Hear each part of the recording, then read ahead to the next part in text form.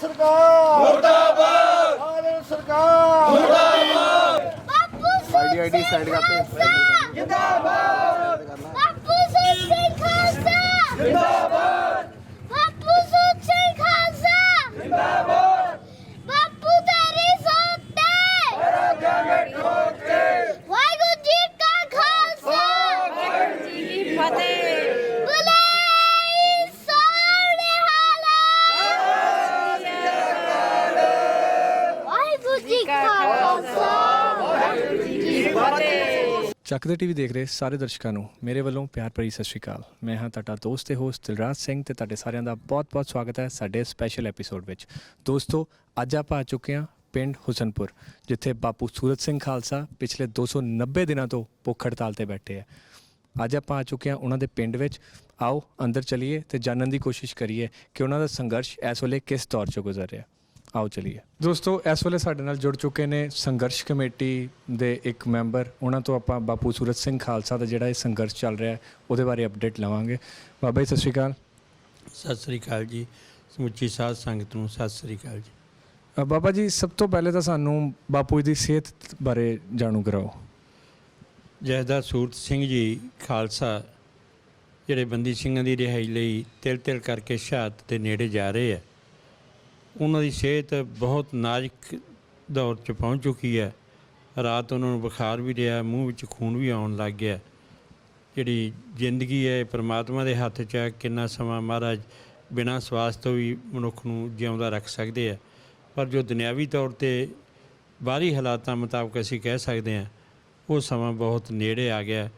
ਜਿਹੜਾ ਨਾਅਰਾ ਜਥੇਦਾਰ ਸੂਰਤ ਸਿੰਘ ਨੇ ਦਿੱਤਾ ਸੀ ਕਿ ਸ਼ਹਾਦਤ ਜਾਂ ਰਿਹਾਈਆਂ ਵਾਲੇ ਮਾਮਲੇ 'ਤੇ ਸਰਕਾਰ ਦਾ ਰਵੱਈਆ ਬਹੁਤ ਨਾ ਪੱਖੀ, ਜਿੰਨਾ ਮਾੜਾ ਕਿਹਾ ਜਾਵੇ। ਜਿਹੜੀ ਪੰਥਕ ਸਰਕਾਰ ਆਪਣੇ ਆਪ ਨੂੰ ਕਹਾਉਣ ਵਾਲੀ ਹੈ ਓਨਾ ਹੀ ਨਿੰਦਣਯੋਗ ਹੈ। ਸਰਦਾਰ ਬਾਦਲ ਨੂੰ ਸਾਨੂੰ ਸਮਝ ਨਹੀਂ ਆਉਂਦੀ ਕਿ ਕਾਹਦਾ ਹੰਕਾਰ ਹੈ ਕਿ ਉਹ ਬੰਦੇ ਨੂੰ ਪਰੋਲ ਦੇ ਉੱਤੇ ਰਿਹਾ ਕਰਨ ਲਈ ਵੀ ਤਿਆਰ ਨਹੀਂ। ਸੰਘਰਸ਼ ਕਮੇਟੀ ਅਤੇ ਜਥੇਦਾਰ ਸੂਰਤ ਸਿੰਘ ਕਿਸੇ ਵੀ ਅਜਿਹੇ ਗੈਰ ਅਖਲਾਕੀ ਸਮਝੌਤੇ 'ਤੇ ਜਿਹਦੇ ਨਾਲ ਕੌਮ ਦਾ ਸਿਰ ਨੀਵਾਂ ਹੁੰਦਾ ਹੋਵੇ, ਪੰਥ ਦੀਆਂ ਪਰੰਪਰਾਵਾਂ ਨੂੰ ਠੇਸ ਲੱਗਦੀ ਹੋਵੇ, ਉਹ ਅਸੀਂ ਪ੍ਰਵਾਨ ਕਰਨ ਨੂੰ ਤਿਆਰ ਨਹੀਂ। ਅਤੇ ਸਮੁੱਚੇ ਸੰਸਾਰ ਦੇ ਲੋਕਾਂ ਨੇ, ਖਾਲਸਾ ਪੰਥ ਨੇ, ਇਨਸਾਫ ਪਸੰਦ ਲੋਕਾਂ ਨੇ ਇਸ ਸੰਘਰਸ਼ ਦਾ ਬਹੁਤ ਵੱਡਾ ਸਾਥ ਦਿੱਤਾ। ਅਤੇ ਸਾਨੂੰ ਮਹਿਸੂਸ ਹੁੰਦਾ ਕਿ ਉਹ ਕੜੀ ਸ਼ਹਾਦਤ ਜਾਂ ਰਿਹਾਈਆਂ, ਅਸੀਂ ਅੱਜ ਵੀ ਹਜੇ ਸਰਕਾਰ ਨੂੰ ਇਹ ਗੱਲ ਕਹਿਣੀ ਚਾਹੁੰਦੇ ਹਾਂ ਕਿ ਉਹ ਭਾਈ ਦਵਿੰਦਰਪਾਲ ਸਿੰਘ ਭੁੱਲਰ, ਭਾਈ ਖੇੜਾ, ਬੇਅੰਤ ਸਿੰਘ ਮੁੱਖ ਮੰਤਰੀ ਦੇ ਜਿਹੜੇ ਕੇਸ ਦੇ ਵਿੱਚ ਸਿੰਘ ਆ, ਉਹਨਾਂ ਨੂੰ ਬਹੁਤ ਜਲਦੀ ਰਿਹਾ ਕਰਕੇ ਇੱਥੇ ਲਿਆ ਸਕਦੀ ਹੈ। ਇਸੇ ਜੀ ਸਰਕਾਰ ਦਾ ਹੀ ਭਲਾ ਹੈ, ਪਰੰਤੂ ਵਿਪਰੀਤ ਬੁੱਧੀ ਲੇਖ ਕਾਲੇ ਪੰਜਾਬ ਦੇ ਮੁੱਖ ਮੰਤਰੀ ਦੀ ਬੁੱਧੀ ਹੈ ਜਿਹੜੀ ਉਹ ਪੁੱਠੀ ਹੋ ਚੁੱਕੀ ਹੈ। ਅਤੇ ਜਥੇਦਾਰ ਸੂਰਤ ਸਿੰਘ ਦੇ ਉੱਤੇ ਸਤਿਗੁਰੂ ਕਲਗੀਧਰ ਪਾਤਸ਼ਾਹ ਦਾ ਅਤੇ ਸਮੁੱਚੀਆਂ ਸੰਗਤਾਂ ਦੀਆਂ ਅਰਦਾਸਾਂ ਦੇ ਸਦਕੇ ਉਹ ਬਹੁਤ ਚੜ੍ਹਦੀ ਕਲਾ 'ਚ ਹੁਣੇ ਹੀ, ਭਾਵੇਂ ਉਹ ਨੀਂਹ ਬੇਹੋਸ਼ੀ ਦੀ ਹਾਲਤ 'ਚ ਹੈ, ਪਰ ਉਹਨਾਂ ਨੇ ਬਾਂਹ ਖੜੀ ਕਰਕੇ ਕਿਹਾ ਵੀ ਮੈਂ ਪੰਥ ਦੀ ਸਤਿਗੁਰੂ ਲਾਜ ਰੱਖਣਗੇ। ਮੈਂ ਸਮੁੱਚੀ ਸਾਧ ਸੰਗਤ ਨੂੰ ਇੱਕ ਬੇਨਤੀ ਕਰਨਾ ਚਾਹੁੰਦਾ ਕਿ ਉਹ ਕਿਸੇ ਤਰ੍ਹਾਂ ਦੀਆਂ ਅਫਵਾਹਾਂ 'ਚੋਂ, ਤਰ੍ਹਾਂ ਦੀਆਂ ਅਫਵਾਹਾਂ ਸਰਕਾਰ ਜਾਂ ਕਈ ਉਸ ਤਰ੍ਹਾਂ ਦੇ ਲੋਕ ਫੈਲਾਉਂਦੇ ਆ ਜਿਹਦੇ ਨਾਲ ਸੰਘਰਸ਼ ਜਾਂ ਜਥੇਦਾਰ ਸੂਰਤ ਸਿੰਘ ਦੀ ਸ਼ਖਸੀਅਤ ਦੇ ਉੱਤੇ ਕੋਈ ਗੱਲ ਆਵੇ, ਉਹ ਆਪਣੇ ਇਰਾਦੇ ਦੇ ਉੱਤੇ ਬਹੁਤ ਦ੍ਰਿੜ ਹੈ। ਸਤਿਗੁਰੂ ਦੇ ਚਰਨਾਂ 'ਚ ਸਮੁੱਚੀ ਸਾਧ ਸੰਗਤ ਅਰਦਾਸਾਂ ਬੇਨਤੀਆਂ ਕਰੇ ਕਿ ਪੰਥ ਦੀ ਮਾਣ ਮਰਜ਼ਾਦਾ, ਪੰਥ ਦੀਆਂ ਪਰੰਪਰਾਵਾਂ ਅਤੇ ਸੰਘਰਸ਼ ਦੀ ਸਫਲਤਾ ਹੋਵੇ। ਸਫਲਤਾ ਜਿਹੜੀ ਮੈਂ ਪਹਿਲਾਂ ਬੇਨਤੀ ਕੀਤੀ ਹੈ ਕਿ ਜੋ ਨਾਅਰਾ ਉਹਨਾਂ ਨੇ ਦਿੱਤਾ ਸ਼ਹਾਦਤ ਜਾਂ ਰਿਹਾਈਆਂ, ਅੱਜ ਦੇ ਹਾਲਾਤ ਮੁਤਾਬਕ ਉਹ ਆਪਣਾ ਨਿਸ਼ਚਿਤ ਹੋਣ ਦੇ ਬਹੁਤ ਨੇੜੇ ਜਾ ਚੁੱਕੇ ਹਨ। ਵਾਹਿਗੁਰੂ ਜੀ ਕਾ ਖਾਲਸਾ, ਵਾਹਿਗੁਰੂ ਜੀ ਕੀ ਫਤਿਹ। ਧੰਨਵਾਦ। ਬਾਬਾ ਜੀ 2 ਮਿੰਟ ਤੁਹਾਡੇ ਹੋਰ ਮੈਂ ਲਵਾਂਗਾ। ਮੈਨੂੰ ਪਤਾ ਤੁਹਾਨੂੰ ਥੋੜ੍ਹੀ ਜਲਦੀ ਹੈ, ਪਰ ਜੋ ਤੁਸੀਂ ਅਫਵਾਹਾਂ ਦੀ ਗੱਲ ਕੀਤੀ, ਹੁਣ ਕਾਫੀ ਲੋਕ ਇਹ ਗੱਲ ਕਹਿ ਰਹੇ ਨੇ ਕਿ ਬਾਪੂ ਸੂਰਤ ਸਿੰਘ ਖਾਲਸਾ ਪਿਛਲੇ 290 ਦਿਨ ਤੋਂ ਭੁੱਖ ਹੜਤਾਲ 'ਤੇ ਬੈਠੇ ਆ। ਅਤੇ ਕਿਵੇਂ ਕੋਈ ਬੰਦਾ, ਇਹ ਅਫਵਾਹਾਂ ਉੜਦੀਆਂ ਪਈਆਂ, ਕਿਵੇਂ ਕੋਈ ਬੰਦਾ 290 ਦਿਨ ਤੋਂ ਭੁੱਖਾ ਰਹਿ ਸਕਦਾ? ਉਹਦੇ ਬਾਰੇ ਕੀ ਸਪਸ਼ਟੀਕਰਨ ਦੇਣਾ ਚਾਹੋਗੇ? ਬਹੁਤ ਧੰਨਵਾਦ, ਬੜਾ ਸੋਹਣਾ ਸਵਾਲ ਕੀਤਾ ਤੁਹਾਡਾ। ਇਸ ਸਵਾਲ ਲਈ ਮੈਂ ਵਿਸ਼ੇਸ਼ ਤੌਰ 'ਤੇ ਤੁਹਾਡਾ ਧੰਨਵਾਦੀ ਹਾਂ। ਜੋ ਇਹ ਗੱਲ ਹੈ ਕਿ 290 ਦਿਨਾਂ ਦੇ ਉੱਤੇ ਕੋਈ ਵੀ ਬੰਦਾ ਭੁੱਖ ਹੜਤਾਲ 'ਤੇ ਨਹੀਂ ਰਹਿ ਸਕਦਾ। ਪਹਿਲਾਂ 55 ਦਿਨ ਉਹ ਭੁੱਖ ਹੜਤਾਲ 'ਤੇ ਰਹੇ। 55 ਦਿਨ ਦੇ ਲਗਭਗ ਸਮੇਂ ਤੋਂ ਬਾਅਦ ਪੁਲਿਸ ਉਹਨੂੰ ਜਬਰੀ ਚੱਕ ਕੇ ਉਹਨਾਂ ਦੇ ਮੱਥੇ ਦੇ ਵਿੱਚ ਦੀ ਪਾਈਪ ਲਾਈ ਗਈ, ਸਿਉਂਤਿਆ ਗਿਆ ਮੱਥਾ, ਖੂਨ ਨਿਕਲਿਆ, ਹੱਥ ਕੜੀਆਂ ਲਾ ਕੇ ਜਕੜਿਆ ਗਿਆ। 50 ਦਿਨ ਕਿਸੇ ਨੂੰ ਮਿਲ ਨਹੀਂ ਦਿੱਤਾ। ਸਮੁੱਚੀ ਸੰਘਰਸ਼ ਕਮੇਟੀ ਨੂੰ ਬੰਦੀ ਬਣਾ ਕੇ ਜੇਲ੍ਹਾਂ ਸੁੱਟ ਦਿੱਤਾ ਗਿਆ। 57 ਦਿਨਾਂ ਤੋਂ ਬਾਅਦ ਉਹਨਾਂ ਨੂੰ ਰਿਹਾ ਕੀਤਾ ਗਿਆ। 35-40 ਦਿਨ ਲਗਭਗ ਉਹ ਫਿਰ 35 ਦਿਨ ਬਾਹਰ ਰਹੇ। ਫਿਰ ਉਹਨਾਂ ਨੂੰ ਇੱਥੋਂ ਜਬਰੀ ਚੁੱਕ ਕੇ ਹਸਪਤਾਲ ਲਿਜਾਇਆ ਗਿਆ, ਨਜ਼ਰਬੰਦ ਕੀਤਾ ਗਿਆ, ਪੁਲਿਸ ਦੀ ਹਿਰਾਸਤ 'ਚ ਰੱਖਿਆ ਗਿਆ। ਉਹਨਾਂ ਦੇ ਟੀਕੇ ਦਵਾਈਆਂ ਜੋ ਵੀ ਉਹਨਾਂ ਨੂੰ ਉਹ ਦੇ ਸਕਦੇ ਸੀ ਜਬਰੀ ਉਹ ਦਿੱਤਾ ਗਿਆ। ਫਿਰ ਉਹਨਾਂ ਨੂੰ ਦੁਬਾਰਾ ਰਿਹਾ ਕਰ ਦਿੱਤਾ ਗਿਆ। ਤੀਜੀ ਵਾਰੀ ਫਿਰ ਚੱਕ ਕੇ 20 ਦਿਨ ਉਹਨਾਂ ਨੂੰ ਫਿਰ ਹਸਪਤਾਲ 'ਚ ਜਬਰੀ ਰੱਖਿਆ ਗਿਆ। ਲਗਾਤਾਰ 290 ਦਿਨ ਉਹਨਾਂ ਨੇ ਆਪਣੇ ਮੂੰਹ 'ਚ ਆਪਦੇ ਹੱਥ ਨਾਲ ਹੀ ਨਹੀਂ ਲਿਆ ਕੋਈ, ਪਰੰਤੂ ਸਰਕਾਰ ਨੇ, ਡਾਕਟਰਾਂ ਨੇ ਜਬਰੀ ਉਹਨਾਂ ਨੂੰ ਖੁਰਾਕ ਦਿੱਤੀ ਜਾਂ ਜਿਹੜੇ ਗਲੂਕੋਜ਼ ਦੇ ਵਿੱਚ ਹੋਰ ਤਾਕਤ ਵਾਲੇ ਟੀਕੇ ਲਾਏ ਗਏ, ਜਿਹਦੇ ਕਰਕੇ ਉਹ ਇੰਨਾ ਸਮਾਂ ਕੱਟੇ। ਹੁਣ ਫਿਰ ਉਹਨਾਂ ਨੂੰ ਪੁਲਿਸ ਵੱਲੋਂ, ਸਰਕਾਰ ਵੱਲੋਂ ਤੇ ਹਸਪਤਾਲ 'ਚੋਂ ਰਿਹਾ ਕੀਤਾ ਨੂੰ ਲਗਭਗ 40-45 ਦਿਨ ਹੋ ਗਏ ਆ। ਹੁਣ ਇਸ ਤਰ੍ਹਾਂ ਦਿਖਾਈ ਦਿੰਦਾ ਹੈ ਕਿ ਜੇ ਉਹਨਾਂ ਨੂੰ ਚੱਕ ਵੀ ਲਿਆ ਜਾਵੇ ਤਾਂ ਵੀ ਉਹਨਾਂ ਦੀ ਜਿਹੜਾ ਬਹਾਲ ਹੋਣਾ ਬਹੁਤ ਔਖਾ ਹੈ। ਇਸ ਕਰਕੇ ਸਮੁੱਚੀ ਸਾਧ ਸੰਗਤ ਨੂੰ ਇਹ ਗੱਲ ਭੁਲੇਖੇ 'ਚੋਂ, ਉਸ ਪ੍ਰਚਾਰ 'ਚੋਂ ਨਿਕਲਣਾ ਚਾਹੀਦਾ ਹੈ ਕਿ ਲਗਾਤਾਰ 240 ਦਿਨ ਉਹਨਾਂ ਨੇ ਨਹੀਂ ਖਾਧਾ, ਉਹਨਾਂ ਨੇ ਆਪਣੇ ਮੂੰਹ ਰਾਹੀਂ ਨਹੀਂ ਖਾਧਾ। ਜੋ ਜਬਰੀ ਕੁਛ ਸਮਾਂ ਨੂੰ ਚੱਕ ਕੇ ਸਰਕਾਰ ਦਿੱਤੀ ਗਈ, ਉਹਦਾ ਕਿਸੇ ਕੋਲੇ ਵੀ ਕੋਈ ਇਲਾਜ ਨਹੀਂ। ਜੇ ਮੱਥੇ 'ਚ ਪਾਈਪ ਆਪਰੇਸ਼ਨ ਕਰਕੇ ਉਹਨਾਂ ਨੂੰ ਬੇਹੋਸ਼ ਕਰਕੇ ਉਹਨਾਂ ਦੇ ਹੱਥਕੜੀਆਂ ਲਾ ਕੇ ਸਿਉਂ ਕੇ ਦਿੱਤਾ ਜਾਂਦਾ ਰਿਹਾ, ਉਹਦੇ 'ਚ ਕਸੂਰਵਾਰ ਜਥੇਦਾਰ ਸੂਰਤ ਸਿੰਘ ਨਹੀਂ। ਉਹਨਾਂ ਨੇ ਆਪਣੀ ਦ੍ਰਿੜਤਾ 'ਚ ਕਿਤੇ ਵੀ ਕਮੀ ਨਹੀਂ ਆਉਣ ਦਿੱਤੀ। ਜਦੋਂ ਵੀ ਉਹਨਾਂ ਨੂੰ ਗ੍ਰਿਫਤਾਰ ਕੀਤਾ ਜਾਂਦਾ ਰਿਹਾ, ਸੈਂਕੜਿਆਂ ਦੀ ਗਿਣਤੀ 'ਚ ਹੋਰ ਸਾਡੇ ਵਰਗਿਆਂ ਨੂੰ, ਹੋਰ ਸਾਡੇ ਸਾਰੇ ਸੰਗੀ ਸਾਥੀ ਸਹਿਯੋਗੀਆਂ ਨੂੰ ਨਾਲ ਜੇਲ੍ਹਾਂ 'ਚ ਰੱਖਿਆ ਗਿਆ ਤੇ ਉਹਨਾਂ ਨੂੰ ਜਬਰੀ ਖੁਰਾਕ ਦਿੱਤੀ ਜਾਂਦੀ ਰਹੀ। ਧੰਨਵਾਦ ਜੀ। ਬਾਬਾ ਜੀ, ਤੁਸੀਂ ਸ਼ੁਰੂ ਤੋਂ ਇਸ ਸੰਘਰਸ਼ ਨਾਲ ਜੁੜੇ ਹੋਏ ਹੋ। ਮੈਂ ਕਾਫੀ ਵਾਰ ਕਵਰੇਜ ਕਰਨ ਆਇਆ ਤੇ ਤੁਸੀਂ ਇੱਥੇ ਮੂਹਰੀ ਸੀਗੇ। ਹੁਣ ਸੰਘਰਸ਼ ਕਿੱਥੇ ਚੱਲ ਰਿਹਾ? ਪ੍ਰਸ਼ਾਸਨ ਤੁਹਾਡੇ ਨਾਲ ਕੋਈ ਮੇਲ ਮਿਲਾਪ ਕਰ ਰਿਹਾ? ਅੱਜ ਦੇ ਦੌਰ 'ਤੇ ਜੇ ਆਪਾਂ ਗੱਲ ਕਰੀਏ, ਤਕਰੀਬਨ 290 ਦਿਨ ਹੋ ਚੁੱਕੇ ਆ। ਪ੍ਰਸ਼ਾਸਨ ਦਾ ਕੋਈ ਵੀ ਮੇਲ ਮਿਲਾਪ ਨਹੀਂ। ਪ੍ਰਸ਼ਾਸਨ ਨੇ ਧਮਕੀਆਂ ਦੇ ਰਹੇ ਹਨ। ਜਥੇਦਾਰ ਸੂਰਤ ਸਿੰਘ ਨੂੰ ਜਦੋਂ PGI 'ਚੋਂ ਰਿਹਾ ਕੀਤਾ, ਉਸ ਸਮੇਂ ਵੀ ਇੱਕ ਪੁਲਿਸ ਅਫਸਰ ਨੇ ਆ ਕੇ ਧਮਕੀਆਂ ਦਿੱਤੀਆਂ ਕਿ ਤੁਹਾਡੇ ਪਰਿਵਾਰ ਦਾ, ਸੰਘਰਸ਼ ਕਮੇਟੀ ਦੇ ਮੈਂਬਰਾਂ ਦਾ ਨੁਕਸਾਨ ਕਰ ਦਿੱਤਾ ਜਾਵੇਗਾ। ਹੁਣ ਵੀ ਪੁਲਿਸ ਉਸੇ ਰਸਤੇ ਦੇ ਉੱਤੇ ਤੁਰੀ ਹੈ। ਮੈਨੂੰ ਵੀ ਪਿਛਲੇ ਦਿਨਾਂ 'ਚ ਧਮਕੀਆਂ ਦਿੱਤੀਆਂ ਕਿ ਤੁਸੀਂ ਪਿੱਛੇ ਹਟੋ, ਇਸ ਸੰਘਰਸ਼ ਦੇ ਵਿੱਚੋਂ ਸਟ੍ਰਾਈਕ ਵਾਪਸ ਲਓ, ਤੁਸੀਂ ਜਥੇਦਾਰ ਸੂਰਤ ਸਿੰਘ ਨੂੰ ਕਹੋ ਸਰ ਤੋੜੇ, ਨਹੀਂ ਤੁਹਾਨੂੰ ਬਹੁਤ ਔਖੇ ਸਮੇਂ ਦਾ ਸਾਹਮਣਾ ਕਰਨਾ ਪਏਗਾ। ਪੁਲਿਸ ਅਫਸਰਾਂ ਨੇ ਟੈਲੀਫੋਨ ਕਰਕੇ ਧਮਕੀਆਂ ਦਿੱਤੀਆਂ। ਇੱਥੇ ਵੀ ਆ ਕੇ ਸਾਰੇ ਜਿਹੜੇ ਜਥੇਦਾਰ ਸੂਰਤ ਸਿੰਘ ਨੂੰ, ਉਹਦੇ ਲੜਕੇ ਨੂੰ ਤੇ ਦੂਜੇ ਸਾਰੇ ਸਹਿਯੋਗੀਆਂ ਨੂੰ ਧਮਕੀਆਂ ਦਿੱਤੀਆਂ ਕਿ ਤੁਹਾਡੇ 'ਤੇ ਮੁਕੱਦਮੇ ਕਰ ਦਿੱਤੇ ਜਾਣਗੇ। ਪ੍ਰਸ਼ਾਸਨ ਵੱਲੋਂ ਤੇ ਖਾਸ ਕਰਕੇ ਪੰਜਾਬ ਦੇ ਮੁੱਖ ਮੰਤਰੀ ਵੱਲੋਂ ਸਿੱਧੇ ਪਾਸੇ ਕੋਈ ਨਹੀਂ ਸੋਚਿਆ ਜਾ ਰਿਹਾ, ਪੁੱਠੇ ਪਾਸੇ ਜੋ ਕਦਮ ਪੁੱਟੇ ਜਾ ਰਹੇ ਆ, ਤੰਗ ਕਰਨ ਵਾਲੇ, ਧਮਕੀਆਂ ਵਾਲੇ, ਡਰਾਉਣ ਵਾਲੇ ਹੀ ਪੁੱਟੇ ਜਾ ਰਹੇ ਹਨ। ਅੱਜ ਸਾਡਾ ਸਰਕਾਰ ਨਾਲ ਕੋਈ ਵੀ ਗੱਲਬਾਤ ਦਾ ਸੰਪਰਕ ਨਹੀਂ। 28 ਮਈ ਨੂੰ ਮੁੱਖ ਮੰਤਰੀ ਨੇ ਭਰੋਸਾ ਦਿੱਤਾ ਸੀ ਰਿਹਾਈਆਂ ਬਾਰੇ। ਉਹਨਾਂ ਨੇ ਇੱਕ 4 ਸੀਨੀਅਰ ਅਫਸਰਾਂ ਦੀ ਕਮੇਟੀ ਬਣਾਈ, 4 ਸੰਘਰਸ਼ ਕਮੇਟੀ ਦੇ ਮੈਂਬਰ ਵੀ ਲਏ ਗਏ ਉਸ ਕਮੇਟੀ 'ਚ। ਸਾਡੀਆਂ ਕੁਝ ਮੀਟਿੰਗਾਂ ਵੀ ਹੋਈਆਂ, ਰਿਹਾਈਆਂ ਸੰਬੰਧੀ ਕੁਝ ਕਾਰਵਾਈ ਅੱਗੇ ਤੁਰੀ, ਪਰ ਅਚਾਨਕ ਸਰਕਾਰ ਨੇ ਉਹ ਰਸਤਾ ਬੰਦ ਕਰਕੇ ਸਾਨੂੰ ਸਾਰਿਆਂ ਨੂੰ ਜੇਲ੍ਹਾਂ 'ਚ ਸੁੱਟ ਦਿੱਤਾ। ਜਥੇਦਾਰ ਸੂਰਤ ਸਿੰਘ ਨੂੰ ਜਬਰੀ ਚੱਕ ਕੇ ਹਸਪਤਾਲ ਲਿਜਾਇਆ ਗਿਆ। ਹੁਣ ਕੋਈ ਗੱਲਬਾਤ ਦਾ ਰਸਤਾ ਸਰਕਾਰ ਵੱਲੋਂ ਬਿਲਕੁਲ ਕੋਈ ਸੰਪਰਕ ਨਹੀਂ ਕੀਤਾ ਜਾ ਰਿਹਾ ਜੀ। ਬਾਬਾ ਜੀ, ਮੈਂ ਜਦੋਂ ਪਿਛਲੀ ਕਵਰੇਜ ਕਰਨ ਆਇਆ ਸੀ ਤੇ ਅੱਜ ਦੇ ਵਿੱਚ ਇਹ ਇੱਕ ਟਾਈਮ ਵਿੱਚ ਇੱਕ ਅਨਹੋਣੀ ਵਾਪਰੀ। ਬਾਪੂ ਜੀ ਦੇ ਜਵਾਈ ਦਵਿੰਦਰਪਾਲ ਜੀ ਦੀ ਮਰਡਰ ਕਰ ਦਿੱਤਾ ਗਿਆ USA ਵਿੱਚ। ਉਹਦਾ ਕਿੰਨਾ ਕੁ ਸਦਮਾ ਬਾਪੂ ਜੀ ਨੂੰ ਲੱਗਿਆ? ਕੁਦਰਤੀ ਤੌਰ 'ਤੇ ਕਿਉਂਕਿ ਸਤਵਿੰਦਰ ਸਿੰਘ ਭੋਲਾ ਬਹੁਤ ਹੋਣਹਾਰ ਨੌਜਵਾਨ ਸੀ, ਫੈਡਰੇਸ਼ਨ ਦਾ ਬਹੁਤ ਸੀਨੀਅਰ ਆਗੂ ਸੀ, ਇੱਕ ਰਿਸ਼ਤੇ ਦੇ ਵਿੱਚੋਂ ਜਵਾਈ ਸੀ ਤੇ ਪਰਿਵਾਰ ਦਾ, ਉਹ ਸਮੁੱਚੇ ਪਰਿਵਾਰ ਦਾ ਇੱਕ ਮੁਖੀ ਸੀ। ਉਹਦੇ ਜਾਣ ਨਾਲ ਸਦਮਾ ਲੱਗਣਾ ਬਹੁਤ ਸੁਭਾਵਿਕ ਹੈ। ਜਥੇਦਾਰ ਜੀ ਨੂੰ ਵੀ ਸਦਮਾ ਲੱਗਿਆ, ਪਰੰਤੂ ਜਥੇਦਾਰ ਜੀ ਨੇ ਕੌਮ ਦੇ ਸੰਘਰਸ਼ ਦੇ ਵਿੱਚ ਕੋਈ ਵੀ ਡੋਲਾਪਨ ਨਹੀਂ ਆਇਆ ਉਹਨਾਂ 'ਚ। ਉਹਨੇ ਦ੍ਰਿੜਤਾ ਨਾਲ ਕਿਹਾ ਵੀ ਜੇ ਹਜ਼ਾਰਾਂ ਅੱਗੇ ਸਿੰਘ ਸ਼ਹੀਦ ਕਰ ਦਿੱਤੇ ਗਏ, ਜੇ ਮੇਰਾ ਜਵਾਈ ਵੀ ਸ਼ਹੀਦ ਹੋ ਗਿਆ ਕੋਈ ਫਰਕ ਨਹੀਂ ਪੈਂਦਾ, ਮੈਂ ਆਪਣੇ ਨਿਸ਼ਾਨੇ 'ਤੇ ਬੰਦੀ ਸਿੰਘਾਂ ਦੀਆਂ ਰਿਹਾਈਆਂ ਲਈ ਦ੍ਰਿੜਤਾ ਨਾਲ ਪਹਿਰਾ ਦੇਵਾਂਗਾ। ਲੋਕਾਂ ਦਾ ਕਿੰਨਾ ਕੁ ਹੁੰਗਾਰਾ ਮਿਲ ਰਿਹਾ ਸੰਘਰਸ਼ ਨੂੰ ਇਸ ਵੇਲੇ? ਠੀਕ ਹੁੰਗਾਰਾ ਮਿਲ ਰਿਹਾ ਜੀ। ਅੱਜ ਵੀ ਕਾਫੀ ਸੱਜਣ ਵੇਖੋ ਤੁਸੀਂ ਆਏ ਆ, ਪੁਲਿਸ ਦੇ ਪਹਿਰਿਆਂ ਦੇ ਬਾਵਜੂਦ ਵੀ ਆਏ ਆ। ਪਿਛਲੇ ਸਮੇਂ 'ਚ ਵੀ ਬਹੁਤ ਵੱਡੇ ਮਾਰਚ ਹੋਏ। ਪਿਛਲੇ 18 ਤਰੀਕ ਨੂੰ ਕੋਈ ਬਹੁਤਾ ਸਮਾਂ ਨਹੀਂ ਹੋਇਆ। ਹਰੇਕ ਜ਼ਿਲ੍ਹਾ ਹੈੱਡਕੁਆਟਰ 'ਤੇ ਧਰਨੇ ਲਾਏ ਗਏ। ਇੱਕ ਦਿਨਾਂ ਲਈ ਜਥੇਦਾਰ ਸੂਰਤ ਸਿੰਘ ਦੇ ਹੱਕ 'ਚ ਹਰੇਕ ਜ਼ਿਲ੍ਹਾ ਹੈੱਡਕੁਆਟਰ 'ਤੇ ਭੁੱਖ ਹੜਤਾਲ ਕੀਤੀ ਗਈ। ਕੱਲ੍ਹ ਹੀ ਸੈਂਕੜਿਆਂ ਦੀ ਗਿਣਤੀ ਸੰਘਰਸ਼ ਕਮੇਟੀ ਦੇ ਮੈਂਬਰਾਂ ਨੇ ਗਵਰਨਰ ਦੇ ਘਰ ਅੱਗੇ ਜਾਣਾ ਸੀ, ਪਰ ਗੁਰਦੁਆਰੇ 'ਚ ਰੋਕ ਲਿਆ। ਉੱਥੇ ਵੀ ਮੈਂਬਰਾਂ ਨੂੰ ਦਿੱਤਾ ਗਿਆ। ਪਰਸੋਂ ਫਿਰ ਮੀਟਿੰਗ ਹੈ ਸਾਡੀ, ਜਿਹਦੇ 'ਚ ਅਗਲਾ ਪ੍ਰੋਗਰਾਮ ਲਿਖਿਆ ਜਾਏਗਾ ਜੀ। ਧੰਨਵਾਦ। ਬਾਬੀ ਜੀ, ਕੀ ਸੁਨੇਹਾ ਦੇਣਾ ਚਾਹੋਗੇ ਜਾਂਦੇ ਸਾਡੇ ਦਰਸ਼ਕਾਂ ਨੂੰ? ਸਾਡੀ ਇਹੀ ਬੇਨਤੀ ਹੈ ਕਿ ਸਮੁੱਚੀ ਸੰਗਤ ਦੇਸ਼ ਵਿਦੇਸ਼ ਦੀ ਉਹ ਜਥੇਦਾਰ ਸੂਰਤ ਸਿੰਘ ਦੀ ਚੜ੍ਹਦੀ ਕਲਾ ਲਈ, ਸੰਘਰਸ਼ ਦੀ ਜਿੱਤ ਲਈ, ਫਤਿਹ ਲਈ, ਪੰਥ ਦੇ ਮਾਨ ਸਨਮਾਨ ਲਈ ਅਰਦਾਸਾਂ ਕਰਨ ਤੇ ਪੰਥ ਦਾ ਜੋ ਸੰਘਰਸ਼ ਆ ਉਹਦਾ ਤਨ ਮਨ ਨਾਲ ਸਹਿਯੋਗ ਦੇਣ। ਕਿਉਂਕਿ ਧੰਨ ਜਥੇਦਾਰ ਸੂਰਤ ਸਿੰਘ ਨੇ ਪਹਿਲੇ ਦਿਨ ਤੋਂ ਹੀ ਕਿਹਾ ਕਿ ਅਸੀਂ ਨਹੀਂ ਲੈਣਾ ਕਿਸੇ ਤੋਂ, ਅਤੇ ਤਨ ਮਨ ਨਾਲ ਸਹਿਯੋਗ ਦੇ ਨਾਲ ਅਰਦਾਸਾਂ ਕਰਨ, ਅਤੇ ਜਿਵੇਂ ਵੀ ਕੋਈ ਆਪਣਾ ਵਿਖਾਵਾ ਕਿਸੇ ਢੰਗ ਨਾਲ ਵੀ ਆਵਾਜ਼ ਉਠਾ ਸਕਦਾ ਹੈ, ਉਹ 'ਚ ਸਮੁੱਚੇ ਇਨਸਾਫ ਪਸੰਦ ਲੋਕਾਂ ਨੂੰ, ਸਮੁੱਚੇ ਧਰਮਾਂ ਦੇ ਲੋਕਾਂ ਨੂੰ, ਅਤੇ ਖਾਸ ਕਰਕੇ ਪੰਥ ਦੇ ਸੰਸਾਰ ਦੇ ਵਿੱਚ ਵਸੇ ਹੋਏ ਲੋਕਾਂ ਨੂੰ ਆਪਣਾ ਹਿੱਸਾ ਪਾਉਣਾ ਚਾਹੀਦਾ ਜੀ। ਧੰਨਵਾਦ।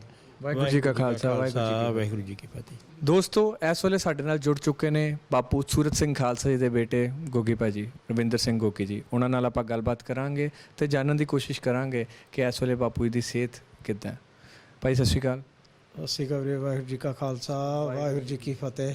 ਭਾਜੀ, ਸਭ ਤੋਂ ਪਹਿਲੇ ਤਾਂ ਸਾਡੇ ਦਰਸ਼ਕਾਂ ਨੂੰ ਬਾਪੂ ਜੀ ਦੀ ਸਿਹਤ ਬਾਰੇ ਜਾਣੂ ਕਰਾਓ। ਬਾਪੂ ਜੀ ਹੁਣ ਪਿਛਲੇ 6 ਦਿਨ ਤੋਂ ਬਿਲਕੁਲ ਖਾਮੋਸ਼ ਨੇ, ਅਤੇ ਕੁਛ ਇੱਕ ਘੰਟਾ ਜਾਂ 1.5 ਘੰਟਾ ਹੁਣ ਉਹਨਾਂ ਨੂੰ ਦਿਹਾੜੀ 'ਚ ਸੁਰਤ ਆਉਂਦੀ ਆ, ਪਰ ਉਦੋਂ ਵੀ ਉਹ ਅੱਖਾਂ ਬੰਦ ਕਰਕੇ ਹੀ ਪਏ ਰਹਿੰਦੇ ਨੇ।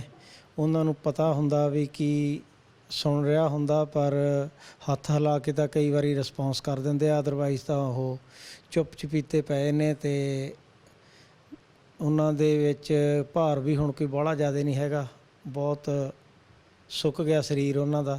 ਤੁਸੀਂ ਫੋਟੋ ਦੇਖੀ ਹੋਣੀ ਆ ਨੈੱਟ 'ਤੇ ਸਾਰੇ। ਅਤੇ ਹੁਣ ਵਾਹਿਗੁਰੂ ਨੇ ਕਿੰਨੇ ਸਵਾਸ ਦਿੱਤੇ ਨੇ, ਉਹੀ ਗੱਲ ਬਾਕੀ ਆ। ਵੈਸੇ ਆਪਾਂ ਜਿਵੇਂ ਕਹਿ ਦਿੰਦੇ ਹੁੰਦੇ ਆ, ਬਾਪੂ ਜੀ ਦਾ ਸਰੀਰ ਆ ਜਿਹੜਾ ਹੁਣ ਉਹ ਖਤਮ ਹੋ ਚੁੱਕਿਆ। ਭਾਜੀ, ਪਿੱਛੇ ਜੇ ਇੱਕ ਪਰਿਵਾਰ ਨਾਲ ਅਨਹੋਣੀ ਵਾਪਰੀ, ਭਾਜੀ ਬਾਪੂ ਜੀ ਦੇ ਜਵਾਈ ਜੀ, ਉਹਨਾਂ ਦੀ ਮਰਡਰ ਹੋ ਗਿਆ ਉੱਥੇ, ਕਿੱਦਾਂ ਦਾ ਪਰਿਵਾਰ ਵਿੱਚ ਉਹ ਸਾਰਾ ਨਿਕਲਿਆ ਦੌਰ? ਇਦੋਂ ਦੁਖਦਾਈ ਤਾਂ ਸਮਾਂ ਪਰਿਵਾਰ ਦੇ ਲਈ ਹੋਰ ਕੋਈ ਹੈ ਨਹੀਂ ਸੀਗਾ ਜਿਹੜਾ ਗੁਜ਼ਰ ਚੁੱਕਿਆ। ਅਤੇ ਇਦੋਂ ਅੱਗੇ ਤਾਂ ਹੁਣ ਜਿੰਨਾ ਜਿਸ ਕਿਸੇ ਦਾ ਉਹਨਾਂ ਨਾਲ ਸੰਬੰਧ ਸੀਗਾ, ਉਹ ਆਪੋ ਆਪਣਾ ਹਰ ਇੱਕ ਨੇ ਭੁਗਤੀ ਜਾਣਾ। ਮਾਤਾ ਵਾਲਾ ਮਾਤਾ ਨੇ ਭੁਗਤੀ ਜਾਣਾ, ਪਤਨੀ ਵਾਲਾ ਪਤੀ ਨੇ ਭੁਗਤੀ ਜਾਣਾ, ਅਤੇ ਬੱਚਿਆਂ ਵਾਲਾ ਬੱਚਿਆਂ ਨੇ। ਪਰ ਫਿਰ ਵੀ ਉਹ ਬਹੁਤ ਦੁਖਦਾਈ ਘਟਨਾ ਹੋਈ ਆ ਪਰਿਵਾਰ ਦੇ ਵਿੱਚ। ਇਸ ਤਰ੍ਹਾਂ ਦੇ ਸਮੇਂ ਦੇ ਵਿੱਚ ਇਹੋ ਜਿਹਾ ਕੁਛ ਹੋ ਜਾਣਾ, ਅਤੇ ਫਿਰ ਵੀ ਬਾਪੂ ਜੀ ਵਰਗੇ ਬਿਰਧ ਸਰੀਰ ਨੂੰ ਉਹ ਸਾਰਾ ਕੁਛ ਝੱਲਣਾ ਅਤੇ ਅਡੋਲ ਰਹਿਣਾ। ਅਤੇ ਅੱਜ ਉਹ ਆਪ ਦੇ ਵੀ ਆਖਰੀ ਪੜਾਅ 'ਤੇ ਨੇ। ਮੈਂ ਕਹਿੰਦਾ ਪਰਿਵਾਰ ਦੇ ਵਿੱਚੋਂ 2 ਇਸ ਤਰ੍ਹਾਂ ਦੇ ਪਰਿਵਾਰਕ ਮੈਂਬਰ ਇੱਕ ਚਲੇ ਗਏ ਨੇ ਆਲਰੇਡੀ, ਦੂਜੇ ਜਾਣ ਲੱਗੇ ਨੇ। ਬਈ ਕਾਫੀ ਔਖਾ ਸਮਾਂ ਅੱਗੇ ਆ ਰਿਹਾ, ਅਤੇ ਮੈਂ ਸਿਰਫ ਸੋਚ ਹੀ ਸਕਦਾ ਉਹਦੇ ਬਾਰੇ। ਅਤੇ ਬਹੁਤ ਭਿਆਨਕ ਸਮਾਂ ਸੀ, ਅਤੇ ਬਹੁਤ ਅਣਹੋਣੀ ਹੋਈ ਆ ਪਰਿਵਾਰ ਦੇ ਨਾਲ। ਸੱਚੇ ਪਾਤਸ਼ਾਹ ਹੀ ਬਲ ਬਖਸ਼ਣ, ਤਾਂ ਹੀ ਹੁਣ ਇਹ ਏਡੇ ਵੱਡੇ ਘਾਟੇ ਮਤਲਬ ਥੋੜ੍ਹੇ ਮਹਿਸੂਸ ਕਰਨ ਤੋਂ ਘਟਾਏ ਜਾ ਸਕਦੇ ਆ, ਅਦਰਵਾਈਜ਼ ਇਹ ਭੁੱਲੇ ਤਾਂ ਜਾ ਨਹੀਂ ਸਕਦੇ। ਭੈਣ ਜੀ ਦਾ ਕੀ ਹਾਲ ਹੈ? ਕਿੱਦਾਂ ਗੱਲਬਾਤ ਤੁਹਾਡੀ ਹੁੰਦੀ ਹੈ? ਕੀ ਕਹਿੰਦੇ ਆ? ਭੈਣ ਜੀ ਨਾਲ ਗੱਲ ਹੁੰਦੀ ਆ, ਅਤੇ 3 ਤਰ੍ਹਾਂ ਦਾ ਦੁੱਖ ਉਹਨਾਂ ਦੇ ਮਨ 'ਚ ਬਹੁਤ ਵੱਡਾ। ਇੱਕ ਤਾਂ ਜੀਵਨ ਸਾਥੀ ਦਾ ਚਲੇ ਜਾਣਾ, ਦੂਜਾ ਬੱਚੇ ਉਹਨਾਂ ਦੇ, ਮਾਤਾ ਜੀ ਹਲੇ ਬੈਠੇ ਨੇ ਭੋਲੇ ਵੀਰ ਜੀ ਦੇ, ਬਾਕੀ ਸਾਰਾ ਪਰਿਵਾਰ। ਇੱਧਰ ਉਹਨਾਂ ਦੇ ਮਨ 'ਚ ਕਿਸੇ ਹੱਦ ਤੱਕ ਮੈਂ ਕਹਿ ਸਕਦਾ ਵੀ ਪੰਥਕ ਦਰਦ ਵੀ ਸੀਗਾ, ਜਿਹੜਾ ਉਹ ਮੋਰਚੇ ਦੇ ਨਾਲ 6 ਮਹੀਨੇ ਇੱਥੇ ਸੰਬੰਧਿਤ ਰਹਿ ਕੇ ਗਏ ਨੇ। ਹੁਣ ਉਹ ਬਸ ਇੰਨਾ ਕੁ ਉਹਨਾਂ ਦਾ ਮੈਂ ਕਹਿ ਦਿੰਦਾ ਇੱਕੋ ਗੱਲ 'ਤੇ ਵੀ ਉਹਨਾਂ ਦੇ 15 ਦਿਨਾਂ ਦੇ ਵਿੱਚ 2 ਐਕਸੀਡੈਂਟ ਹੋ ਚੁੱਕੇ ਨੇ। ਸੋ ਅਸੀਂ ਹੁਣ ਉਹਨਾਂ ਨੂੰ ਗੱਡੀ ਚਲਾਉਣੀ ਬੰਦ ਕਰਤੀ ਵੀ ਤੁਸੀਂ ਗੱਡੀ ਨਹੀਂ ਚਲਾਉਣੀ। ਜਿੱਥੇ ਉਹਨਾਂ ਨੂੰ 10 ਸਾਲ ਹੋ ਗਏ ਰਹਿੰਦਿਆਂ ਨੂੰ ਕੋਈ ਅੱਜ ਤੱਕ ਟਿਕਟ ਵੀ ਹੈ ਨਹੀਂ ਸੀਗੀ, ਕੋਈ ਵਾਇਓਲੇਸ਼ਨ ਵੀ ਹੈ ਨਹੀਂ ਸੀ। 15 ਦਿਨਾਂ ਦੇ ਵਿੱਚ 2 ਐਕਸੀਡੈਂਟ ਹੋ ਜਾਣੇ, ਅਤੇ ਤੁਸੀਂ ਸੋਚ ਲਓ ਵੀ ਇਹਦਾ ਕੀ ਕਾਰਨ ਹੋਊਗਾ। ਭਾਜੀ, ਇਹ ਜਿਹੜਾ ਮਰਡਰ ਹੋਇਆ ਭੋਲੇ ਭਾਜੀ ਦਾ, ਇਹ ਕਿਤੇ ਨਾ ਕਿਤੇ ਸੰਘਰਸ਼ ਨਾਲ ਇਹਨੂੰ ਜੋੜ ਕੇ ਦੇਖ ਰਿਹਾ ਪਰਿਵਾਰ? ਇਹਦੇ ਬਾਰੇ ਵੀਰ ਜੀ ਇਹ ਆ ਵੀ ਇਨਵੈਸਟੀਗੇਸ਼ਨ ਜਾਰੀ ਆ। ਸੋ ਜਿੰਨਾ ਚਿਰ ਇਨਵੈਸਟੀਗੇਸ਼ਨ ਚੱਲਦੀ ਆ, ਕੁਛ ਵੀ ਆਪਦੇ ਮੂੰਹੋਂ ਇਹਦੇ ਪ੍ਰਤੀ ਕਹਿਣਾ ਉਹ ਵਾਜਬ ਟਾਈਮ ਨਹੀਂ ਹੈਗਾ। ਅਤੇ ਬਾਪੂ ਜੀ ਦੇ ਮਨ 'ਚ ਕੁਛ ਗੱਲਾਂ ਸੀਗੀਆਂ, ਅਤੇ ਕੁਛ ਉਹਨਾਂ ਨੇ ਡਿਕਲੇਅਰ ਵੀ ਕਰਤੀਆਂ ਸੀਗੀਆਂ, ਪਰ ਕਿਉਂਕਿ ਸਹੀ ਇਨਵੈਸਟੀਗੇਸ਼ਨ ਹੋਣ ਦੇ ਲਈ ਇਹ ਜ਼ਰੂਰੀ ਆ ਵੀ ਆਪਾਂ ਚੁੱਪ ਰਹੀਏ। ਭਾਜੀ, ਕਾਫੀ ਜਾਣਿਆਂ ਨੂੰ ਇਹ ਪਤਾ ਨਹੀਂ ਚੱਲਿਆ ਕਿ ਉਹਨਾਂ ਨਾਲ ਐਗਜ਼ੈਕਟਲੀ ਹੋਇਆ ਕੀ ਹੈ। ਥੋੜ੍ਹਾ ਜਿਹਾ ਬਰੀਫ ਕਰੋਗੇ ਪਲੀਜ਼? ਕੀ ਉਦੋਂ ਤੁਹਾਨੂੰ ਪਤਾ ਚੱਲਿਆ ਸੀ, ਕੀ ਹੋਇਆ ਭੋਲੇ ਭਾਜੀ ਨਾਲ ਐਗਜ਼ੈਕਟਲੀ? ਉਹ ਜਿਵੇਂ ਕਨਵੀਨੀਅੰਟ ਸਟੋਰ ਸੀਗਾ, ਉਹਨੂੰ ਬੰਦ ਕਰਕੇ ਆਪਦੇ ਜਿੱਥੇ ਪਰਮਾਨੈਂਟ ਰਿਹਾਇਸ਼ ਸੀ, ਉਦੋਂ ਬਿਸਾਈਡ ਇੱਕ 100 ਮੀਲ 'ਤੇ ਹੋਰ ਰਿਹਾਇਸ਼ ਸੀ, ਜਿੱਥੇ ਉਹਨਾਂ ਦਾ ਆਪਦਾ ਇੱਕ ਰਿਸ਼ਤੇਦਾਰ ਰਹਿੰਦਾ ਸੀਗਾ। ਤੇ ਉਹਦੇ ਕੋਲੇ ਉਹ ਕਦੇ ਕਦੇ ਰਾਤ ਨੂੰ ਰੁਕ ਜਾਂਦੇ ਸੀ ਉੱਥੇ। ਸਟੋਰ ਬੰਦ ਕਰਕੇ ਉਸ ਨੇ ਰਿਸ਼ਤੇਦਾਰ ਨੇ ਰਾਹ 'ਚ ਕਿਸੇ ਨੂੰ ਹੋਰ ਇੰਪਲਾਈ ਨੂੰ ਉਤਾਰਨਾ ਸੀਗਾ, ਕਿਉਂਕਿ 4 ਜਣਿਆਂ ਨੇ ਸਟੋਰ ਬੰਦ ਕੀਤਾ ਸੀ। ਭਾਜੀ ਆਪਦੀ ਕਾਰ ਲੈ ਕੇ ਪਹਿਲਾਂ ਉੱਥੇ ਆ ਗਏ। ਜਦੋਂ ਉਹਨਾਂ ਨੇ ਮੇਨ ਡੋਰ ਨੂੰ ਹੱਥ ਪਾਇਆ ਤਾਂ ਪਿੱਛੇੋਂ ਕਿਸੇ ਨੇ ਉਹਨਾਂ ਨੂੰ ਸਟੈਬ ਕੀਤਾ, ਤੇ ਉਹ ਇੰਨਾ ਪ੍ਰੋਫੈਸ਼ਨਲ ਤਰੀਕੇ ਨਾਲ ਹੋਇਆ ਹੈਗਾ ਵੀ ਇੱਕੋ ਹੀ ਸਟੈਬ ਦੇ ਨਾਲ ਉਹਨਾਂ ਨੇ ਉਹਨਾਂ ਦੀ ਜਾਨ ਲੈ ਲਈ। ਤੇ ਹੁਣ FBI ਦੀ ਇਨਵੈਸਟੀਗੇਸ਼ਨ ਚੱਲ ਰਹੀ ਆ, ਉਹ ਤੋਂ ਅੱਗੇ ਪਤਾ ਲੱਗੂਗਾ ਵੀ ਕੀ ਹੋਇਆ ਤੇ ਕੌਣ ਸੀਗੇ ਉਹ। ਭਾਜੀ ਹੁਣ ਆਪਾਂ ਬਾਪੂ ਜੀ ਤੇ ਆਈਏ, ਬੰਦੀ ਸਿੰਘਾਂ ਦੀ ਰਿਹਾਈ ਦੇ ਸੰਘਰਸ਼ ਤੇ ਵਾਪਸ ਆਈਏ। ਕੀ ਲੱਗ ਰਿਹਾ ਸੰਘਰਸ਼ ਕਿਹੜੇ ਦੌਰ 'ਚੋਂ ਗੁਜ਼ਰ ਰਿਹਾ? ਸੰਘਰਸ਼ ਹੁਣ ਇਹ ਜਿੰਨਾ ਬਾਪੂ ਜੀ ਨਾਲ ਸੰਬੰਧਿਤ ਸੀਗਾ ਉਸ ਦਾ ਆਖਰੀ ਪੜਾਅ ਹੈਗਾ। ਸੰਘਰਸ਼ ਤਾਂ ਇਹ ਚੱਲੂਗਾ ਜਿੰਨਾ ਚਿਰ ਬੰਦੀ ਰਿਹਾ ਨਹੀਂ ਹੁੰਦੇ, ਬੰਦੀ ਸਿੰਘ ਰਿਹਾ ਨਹੀਂ ਹੁੰਦੇ, ਜਾਂ ਕਿਸੇ ਵੀ ਕੌਮ ਦਾ ਕੋਈ ਵੀ ਬੰਦੀ ਹੈਗਾ ਜਿਹਨੇ ਆਪਦੀ ਸਜ਼ਾ ਪੂਰੀ ਕਰ ਲਈ, ਚਾਹੇ ਉਹ ਕਿਸੇ ਵੀ ਪੋਲੀਟੀਕਲ ਪਾਰਟੀ ਨਾਲ ਸੰਬੰਧਿਤ ਆ, ਚਾਹੇ ਕਿਸੇ ਵੀ ਧਰਮ ਨਾਲ ਸੰਬੰਧਿਤ ਆ, ਜਿੰਨਾ ਚਿਰ ਉਹ ਰਿਹਾ ਨਹੀਂ ਹੁੰਦੇ ਉਹਨਾਂ ਚਿਰ ਸੰਘਰਸ਼ ਜਾਰੀ ਰਹੂਗਾ। ਕਿਉਂਕਿ ਬਾਪੂ ਜੀ ਦੇ ਹੀ ਇਹ ਅੱਖਰ ਹੈਗੇ ਵੀ ਮੈਂ ਦੇਖਾਂ ਨਾ ਦੇਖਾਂ ਉਹ ਰਿਹਾ ਹੋਣਗੇ। ਸੋ ਆਖਰੀ ਪੜਾਅ ਦੇ ਵਿੱਚ ਲੰਘ ਰਿਹਾ ਹੈਗਾ, ਕਿਉਂਕਿ ਬਾਪੂ ਜੀ ਹੁਣ 5-6 ਦਿਨ ਤੋਂ ਬੋਲ ਵੀ ਨਹੀਂ ਰਹੇ ਤੇ ਉਹਨਾਂ ਨੂੰ ਸੁਰਤ ਵੀ ਹੈ ਨਹੀਂ, ਨੀਮ ਬੇਹੋਸ਼ੀ ਹਾਲਤ ਦੇ ਵਿੱਚ ਨੇ ਉਹ। ਅੱਜ ਇੱਕ ਅਖਬਾਰ ਇੰਡੀਆ ਟੂਡੇ ਨੇ ਲਾਇਆ ਹੈਗਾ ਵੀ ਬਾਪੂ ਜੀ ਕੋਮਾ 'ਚ ਨੇ ਤੇ ਪਰਿਵਾਰ ਨੇ ਹਸਪਤਾਲ ਲਿਜਾਣ ਤੋਂ ਮਨਾ ਕਰ ਦਿੱਤਾ ਵੀ ਇਹਨਾਂ ਨੂੰ ਹਸਪਤਾਲ ਨਾ ਲੈ ਕੇ ਜਾਓ। ਤੇ ਉਹ ਖਬਰ ਦਾ ਵੀ ਮੈਂ ਖੰਡਨ ਕਰਦਾ, ਕਿਉਂਕਿ ਜਦੋਂ SSP ਜਗਰਾਓਂ ਤੇ ਸਿਵਲ ਹਸਪੀਟਲ ਲੁਧਿਆਣੇ ਤੋਂ ਡਾਕਟਰਾਂ ਦੀ ਟੀਮ ਉਹਨਾਂ ਨੂੰ ਲੈਣ ਆਈ ਸੀ, ਬਾਪੂ ਜੀ ਨੇ ਆਪ ਉਹਨਾਂ ਨੂੰ ਮਨਾ ਕੀਤਾ ਹੈਗਾ। ਉਹਨਾਂ ਨੇ ਪੁੱਛਿਆ ਵੀ ਅਸੀਂ ਤੁਹਾਡੀ ਚੈੱਕਅਪ ਕਰਨ ਲੱਗੇ ਹਾਂ, ਤੇ ਬਾਪੂ ਜੀ ਨੇ ਹੱਥ ਹਿਲਾ ਕੇ ਨਹੀਂ ਕਹਿਤਾ, ਸਿਰ ਹਿਲਾ ਕੇ ਨਹੀਂ ਕਹਿਤਾ। ਤੇ ਉਦੋਂ ਬਾਅਦ ਮੈਂ ਇੰਨੇ ਅੱਖਰ ਜ਼ਰੂਰ ਕਹੇ ਸੀਗੇ ਵੀ ਜੇ ਉਹਨਾਂ ਦੀ ਇੱਛਾ ਨਹੀਂ ਹੈਗੀ ਤਾਂ ਉਹਨਾਂ ਨੂੰ ਬਿਲਕੁਲ ਤੁਸੀਂ ਤੰਗ ਪਰੇਸ਼ਾਨ ਨਾ ਕਰੋ, ਕਿਉਂਕਿ ਉਹਨਾਂ ਨੂੰ ਹਸਪੀਟਲ ਲੈ ਕੇ ਜਾ ਕੇ ਇੱਕ ਟੌਰਚਰ ਕਰਨਾ ਹੀ ਹੁੰਦਾ, ਉਹਨਾਂ ਨੂੰ ਇਦੋਂ ਵੱਧ ਕੁਛ ਨਹੀਂ। ਜਦੋਂ ਉਹਨਾਂ ਨੇ ਇਲਾਜ ਨਹੀਂ ਕਰਾਉਣਾ, ਉਹਨਾਂ ਨੂੰ ਜੇ ਲੈ ਕੇ ਜਾਣਾ ਸੀ ਤਾਂ ਉਹਨਾਂ ਨੇ ਜਿੰਨੀ ਉਹਨਾਂ ਨੂੰ ਸੁਰਤ ਸੀਗੀ ਉਹਨਾਂ ਨੇ ਪਾਣੀ ਨਹੀਂ ਪੀਣਾ ਸੀਗਾ, ਸੋ ਉਹਨਾਂ ਨੂੰ ਹਸਪਤਾਲ ਲਿਜਾ ਕੇ ਕੀ ਕਰਨਾ ਸੀਗਾ। ਇਸ ਲਈ ਉਹ ਖਬਰ ਦਾ ਵੀ ਮੈਂ ਖੰਡਨ ਕਰਦਾ ਵੀ ਬਿਲਕੁਲ ਅਸੀਂ ਨਹੀਂ ਸਰਕਾਰ ਨੂੰ ਰੋਕਿਆ, ਬਾਪੂ ਜੀ ਨੇ ਸਰਕਾਰ ਨੂੰ ਰੋਕਿਆ। ਮੈਂ ਬਾਪੂ ਜੀ ਦੇ ਅੱਖਰ ਹੀ ਅੱਗੇ ਕੀਤੇ ਸੀ, ਜਿਵੇਂ ਪਹਿਲੇ ਦਿਨ ਤੋਂ ਮੈਂ ਕਹਿੰਦਾ ਆ ਰਿਹਾ। ਮੇਰਾ ਮਤਲਬ ਇੱਥੇ ਜਿਹੜੀ ਮੇਰੀ ਸ਼ਮੂਲੀਅਤ ਹੈ ਸੰਘਰਸ਼ ਦੇ ਵਿੱਚ, ਉਹ ਇੱਕ ਬਾਪੂ ਜੀ ਦੇ ਦੇਖਭਾਲ ਲਈ ਤੇ ਉਹਨਾਂ ਦਾ ਜੋ ਉਹਨਾਂ ਦੀਆਂ ਲੋੜਾਂ ਉਹ ਪੂਰੀਆਂ ਕਰਨ ਦੇ ਲਈ ਆ, ਨਾ ਕਿ ਮੇਰਾ ਕੋਈ ਮਕਸਦ ਹੈਗਾ ਵੀ ਬਹੁਤ ਜ਼ਿਆਦਾ ਇਹਨੂੰ ਕੋਈ ਸੇਧ ਦਿੱਤੀ ਜਾਵੇ। ਸੋ ਉਹ ਵੀ ਧਿਆਨ ਰੱਖਿਆ ਜਾਵੇ। ਮੈਂ ਆਪ ਗੋਗੀ ਭਾਜੀ ਜਿੰਨੀ ਵਾਰ ਤੁਹਾਡੇ ਕੋਲ ਆਇਆ ਤੁਸੀਂ ਇਹ ਹਮੇਸ਼ਾ ਕਹਿੰਦੇ ਰਹੇ ਹੋ ਕਿ ਮੈਂ US ਤੋਂ ਇੰਡੀਆ ਸਿਰਫ ਆਪਣੇ ਪਿਓ ਲਈ ਆਇਆ ਵਾਂ, ਮੈਂ ਪਿਓ ਦੀ ਸੇਵਾ ਕਰਨ ਆਇਆ ਵਾਂ। ਤੁਸੀਂ ਤਕਰੀਬਨ ਤੁਹਾਨੂੰ ਵੀ 6 ਮਹੀਨੇ ਹੋ ਚੁੱਕੇ ਨੇ, ਬੜੇ ਤੁਸੀਂ ਵੀ ਦੁੱਖ ਦੇਖੇ ਨੇ ਜਦੋਂ ਤੋਂ ਤੁਸੀਂ ਪੰਜਾਬ ਆਏ ਹੋ। ਪਹਿਲੇ ਸਰਕਾਰ ਦਾ ਰਵੱਈਆ ਉੱਦਾਂ ਦਾ ਸੀ, ਤੁਹਾਨੂੰ ਜੇਲ੍ਹ 'ਚ ਪਾ ਦਿੱਤਾ, ਉਸ ਤੋਂ ਬਾਅਦ ਆ ਭੋਲੇ ਭਾਜੀ ਦਾ, ਤੇ ਹੁਣ ਬਾਪੂ ਜੀ ਦਾ ਜਿਹੜੀ ਸ਼ਹਾਦਤ ਹੈ ਬਿਲਕੁਲ ਲਾਗੇ ਆਈ ਹੋਈ ਹੈ। ਕਿੱਦਾਂ ਦਾ ਫੀਲ ਹੁੰਦਾ? ਜਿੱਥੋਂ ਤੱਕ ਤਾਂ ਸਰਦਾਰ ਸਤਵਿੰਦਰ ਸਿੰਘ ਭੋਲੇ ਵਾਲੀ ਗੱਲ ਹੋਈ ਆ, ਉਸ ਗੱਲ 'ਤੇ ਆ ਕੇ ਤਾਂ ਇੱਕ ਵਾਰੀ ਬਿਲਕੁਲ ਸਰੀਰ ਟੁੱਟ ਜਾਣ ਵਾਲੀ ਗੱਲ ਆ ਵੀ ਉਦੋਂ ਵੱਡਾ ਤਾਂ ਅਸਹਿ ਦੁੱਖ ਕੋਈ ਨਹੀਂ।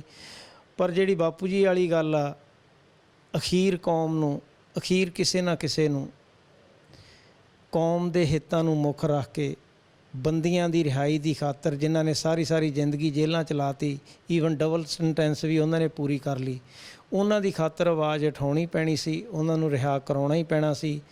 ਇਸ ਲਈ ਸਿਰ ਦੀ ਲੋੜ ਸੀ। ਬਾਪੂ ਜੀ ਨੇ ਫੈਸਲਾ ਕਰਕੇ ਸ਼ੁਰੂ ਕਰ ਲਿਆ। ਅਸੀਂ ਬਾਪੂ ਜੀ ਦੀ ਦ੍ਰਿੜਤਾ ਨੂੰ ਦੇਖ ਕੇ ਪਰਿਵਾਰਕ ਤੌਰ ਤੇ ਇਸ ਗੱਲ ਨੂੰ ਮਨਜ਼ੂਰ ਕਰ ਲਿਆ ਸੀ ਸਾਰੇ ਭੈਣ ਭਾਈਆਂ ਨੇ ਵੀ ਜੇ ਅੱਜ ਕੌਮ ਨੂੰ ਇਸ ਤਰ੍ਹਾਂ ਦੀ ਕੋਈ ਲੋੜ ਹੈਗੀ, ਮੈਂ ਇਹਨੂੰ ਸ਼ਹੀਦੀ ਜਾਂ ਕੁਰਬਾਨੀ ਮੈਂ ਨਹੀਂ ਕਹਿੰਦਾ, ਕਿਉਂਕਿ ਇਹ ਤਾਂ ਬਹੁਤ ਵੱਡੀ ਗੱਲ ਆ, ਸ਼ਹੀਦੀ ਮਿਲਣੀ ਤਾਂ ਵਾਹਿਗੁਰੂ ਜਾਣਦਾ ਵੀ ਉਹ ਕਿਹਦੇ ਭਾਗਾਂ 'ਚ ਹੈਗੀ ਨਹੀਂ, ਪਰ ਉਹ ਆਪਦਾ ਸਰੀਰ ਪੂਰਾ ਕਰ ਜਾਣਗੇ ਆਖਰੀ ਸਵਾਸ ਤੱਕ, ਆਪਦੀ ਕਹੇ ਹੋਏ ਗੱਲਾਂ ਦੇ ਲਿਹਾਜ਼ ਨਾਲ ਲੜਾਈ ਲੜ ਜਾਣ ਤਾਂ ਮੈਨੂੰ ਖੁਸ਼ੀ ਹੋਊਗੀ ਇਸ ਗੱਲ ਦੀ, ਕਿਉਂਕਿ ਕਿਸੇ ਨਾ ਕਿਸੇ ਨੂੰ ਇਹ ਕਰਨਾ ਹੀ ਪੈਣਾ ਸੀ, ਕਿਸੇ ਨਾ ਕਿਸੇ ਨੂੰ ਇਹ ਸਹਿਣਾ ਹੀ ਪੈਣਾ ਸੀ।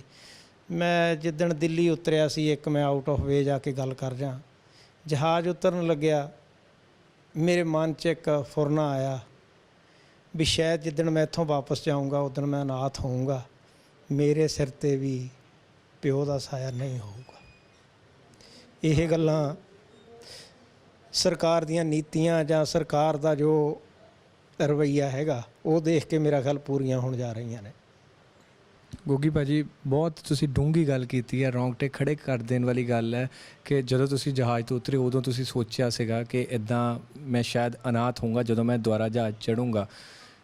ਇਸੇ ਨੂੰ ਲੈ ਕੇ ਤੁਹਾਨੂੰ ਯਾਦ ਹੋਏਗਾ ਮੈਂ ਜਦੋਂ ਪਹਿਲੀ ਵਾਰ ਤੁਹਾਨੂੰ ਮਿਲਿਆ ਸੀਗਾ, ਇੱਥੇ ਆ ਕੇ ਕਵਰੇਜ ਕੀਤੀ ਸੀਗੀ, ਤੇ ਮੈਂ ਤੁਹਾਨੂੰ ਇੱਕ ਪ੍ਰਸ਼ਨ ਪੁੱਛਿਆ ਸੀਗਾ, ਤੁਹਾਡਾ ਦਿਲ, ਆਪਾਂ ਪ੍ਰੈਕਟੀਕਲ ਹੋਈਏ, ਆਪਾਂ ਕੌਮ ਨੂੰ ਸਾਈਡ ਤੇ ਰੱਖੀਏ, ਚਲੋ ਇਹ ਬਹੁਤ ਵੱਡੀ ਗੱਲ ਹੈ ਜੋ ਬਾਪੂ ਜੀ ਕਰ ਰਹੇ, ਪਰ ਆਪਾਂ ਅੱਜ ਕੱਲ੍ਹ ਪ੍ਰੈਕਟੀਕਲ ਯੁੱਗ ਵਿੱਚ ਆ, 21ਵਾਂ, ਹਰ ਬੰਦਾ ਬਹੁਤ ਪ੍ਰੈਕਟੀਕਲ ਹੈ।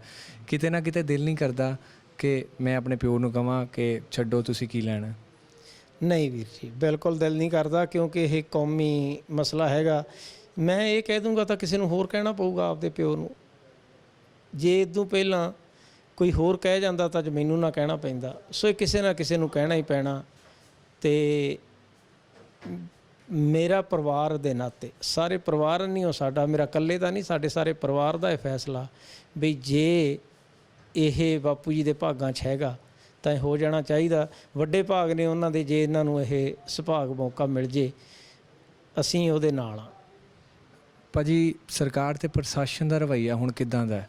ਮੈਂ ਕਿਸੇ ਨਾਲ ਬਾਹਰ ਗੱਲ ਕਰ ਰਿਹਾ ਸੀ, ਉਹ ਕਹਿ ਰਹੇ ਸੀ ਕੱਲ੍ਹ ਵੀ ਪੁਲਿਸ ਨੇ ਬਾਪੂ ਜੀ ਨੂੰ ਚੁੱਕਣ ਦੀ ਕੋਸ਼ਿਸ਼ ਕੀਤੀ, ਅੰਦਰ ਤੱਕ ਆ ਗਏ ਸੀ ਘਰ ਦੇ। ਸਰਕਾਰ ਦਾ ਤੇ ਜਿਹੜਾ ਐਡਮਿਨਿਸਟ੍ਰੇਸ਼ਨ ਦਾ ਰਵੱਈਆ ਉਹ ਇਸ ਵੇਲੇ ਬਹੁਤ ਹੀ ਘਿਨਾਉਣਾ ਹੈਗਾ। ਇੱਥੋਂ ਤੱਕ ਕਿ ਪਰਸੋਂ ਰਾਤ ਆਪਣੇ ਕੋਆਰਡੀਨੇਟਰ ਗੁਰਦੀਪ ਸਿੰਘ ਬਠਿੰਡਾ ਜੀ ਨੂੰ ਤਰ੍ਹਾਂ ਦੀਆਂ ਗੱਲਾਂ ਕਹੀਆਂ ਗਈਆਂ। HS ਢਿੱਲੋਂ ਜਿਹੜੇ ਹੈਗੇ ADGP ਇੰਟੈਲੀਜੈਂਸ, ਉਹਨਾਂ ਨੇ ਭੈਣ ਜੀ ਬਾਰੇ, ਮੇਰੇ ਬਾਰੇ ਅਤੇ ਮੇਰੇ ਤੋਂ ਭਾਵ ਰਵਿੰਦਰਜੀਤ ਸਿੰਘ ਗੋਗੀ ਬਾਰੇ, ਭੈਣ ਸਰਬਰਿੰਦਰ ਕੌਰ ਬਾਰੇ ਅਤੇ ਗੁਰਦੀਪ ਸਿੰਘ ਬਠਿੰਡਾ ਬਾਰੇ ਜਿਸ ਤਰ੍ਹਾਂ ਦੇ ਅੱਖਰ ਕਹੇ ਨੇ, ਉਹ ਮੇਰਾ ਖਿਆਲ ਆ ਵੈਸੇ ਵੀ ਕਹਿਣੇ ਬਣਦੇ ਨਹੀਂ ਹੁੰਦੇ।